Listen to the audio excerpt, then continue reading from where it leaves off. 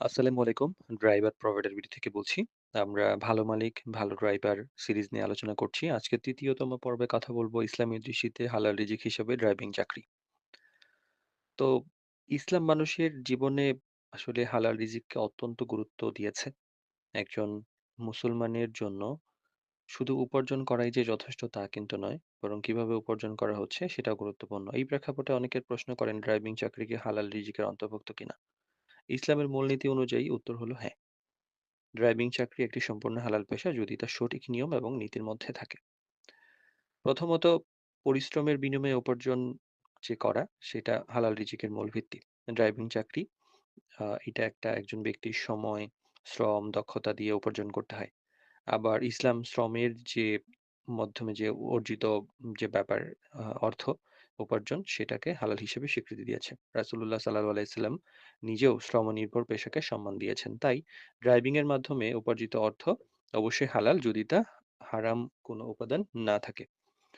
আমানত ও দায়িত্ব ড্রাইভিং পেশার একটা মূল পরীক্ষা। একজন ড্রাইভারের হাতে থাকে মালিকের গাড়ি, পরিবারের সদস্যের নিরাপত্তা এবং সময়ের দায়িত্ব। ইসলাম আমানত রক্ষাকে ঈমানের অংশ হিসেবে দেখেছে।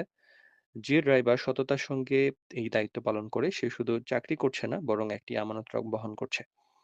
এই আমানতদারতাই তার রিজিকে বরকতময় করবে। হারাম তখনই হয় যখন নিয়ম ভাঙা হয়।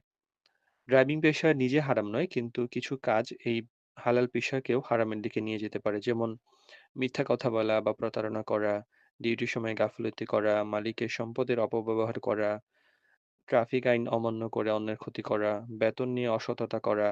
এই ধরনের কিছু ব্যাপারে চাকরিকেও ঝুঁকি ফেলে না, বরং রিজিকেও বরকত নষ্ট করে দেয়। মালিকের কিছু দায়িত্ব থাকে হালাল রিজিকের সাথে যা জড়িত। শুধু ড্রাইভার নয়, গাড়ির মালিকের আচরণও হালাল হারামের প্রশ্নের সঙ্গে জড়িত।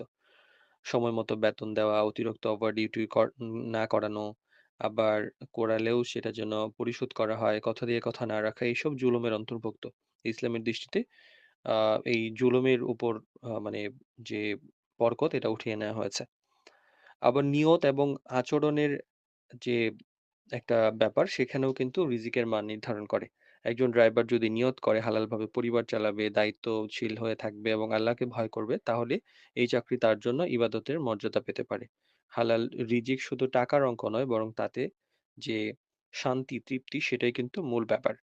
ড্রাইভিং পেশায় বরকত পাওয়ার যদি পথ আমরা চিন্তা করি, তাহলে ফাইনালি আমরা এটা বলতে পারি যে সততা, সত্যবাদিতা বজায় রাখা। আ মানে ড্রাইভিং পেশায় অনেকে আছেন উল্টাপাল্টা জিনিস সেবন করেন, সেগুলা না করা। সময় ও দায়িত্বের প্রতি যত্নশীল হওয়া।